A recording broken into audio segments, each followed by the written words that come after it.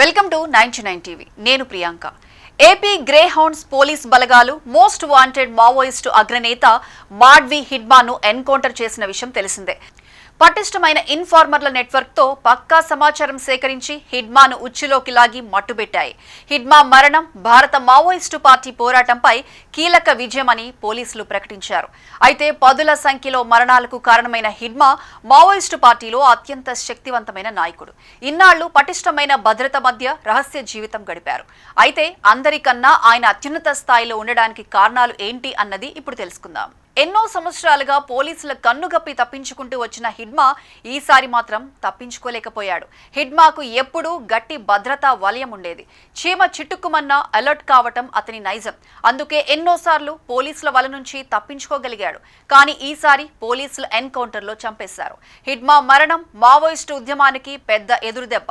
ఎందుకంటే హిడ్మా సాధారణ నేత కాదు, మావోయిస్టు పార్టీకి వెన్నుముకలా నిలిచిన వ్యక్తి. పలు కీలక దాడులకు నాయకత్వం వహించి బలగాలను భయపెట్టిన కమాండర్. మాడ్వి హిడ్మా 1981లో ఛత్తీస్గఢ్లోని పువర్తి గ్రామంలో జన్మించాడు. చిన్నప్పటి నుంచే ఆయన జీవన పరిస్థితులు చాలా కష్టంగా ఉండేవి. 10వ తరగతి వరకు చదువుకున్న అతను ఆ తర్వాత మావోయిస్టుల్లో చేరాడు. మావోయిస్టులు గ్రామంలో చిన్న కుంట నిర్మించడంతో హిడ్మా వారి పట్ల ఆకర్షితుడయ్యాడు. రమేష్ పుడియమి అలియాస్ భద్రన్న హిడ్మాకు మొదటి మార్గదర్శి. హిడ్మా మావోయిస్టు దళాల్లో చేరతాననగానే భద్రన్న అతన్ని తన దళంలో చేర్చుకున్నాడు. హిడ్మా మొదట ఒక చిన్న దళ సభ్యుడిగా పనిచేసిన తన ప్రతిభతో ఎదుగుతూ ఒక దళానికి నాయకుడయ్యాడు.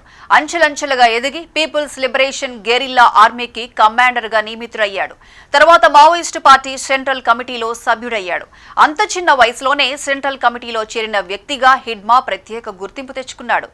బస్తర్ ప్రాంతం నుంచి సెంట్రల్ కమిటీలో చేరిన ఏకైక ఆదివాసీ కూడా ఆయనే. హిడ్మా ప్రత్యేకత ఆయన క్రమశిక్షణ. ప్రతిరోజు ఉదయం 4 గంటలకు లేచి వార్తలు చదివి తాజా సంఘటనలపై అవగాహన పెంచుకుంటాడు. తన దళ సభ్యులకు కఠినమైన శారీరక శిక్షణ ఇచ్చేవాడు. ఎన్కౌంటర్ల సమయంలో వేగం, శక్తి చాలా అవసరమని భావించిన హిడ్మా శిక్షణ విషయంలో మాత్రం కఠినంగా ఉండేవాడు. హిడ్మాకు చెడు అలవాట్లు లేవు. షుగర్ వ్యాధితో బాధపడుతున్నందువల్ల చపాతీలు తినేవాడు. బీఫ్, చికెన్, టీ ఆయనకు ఇష్టమైన ఆహారాలు.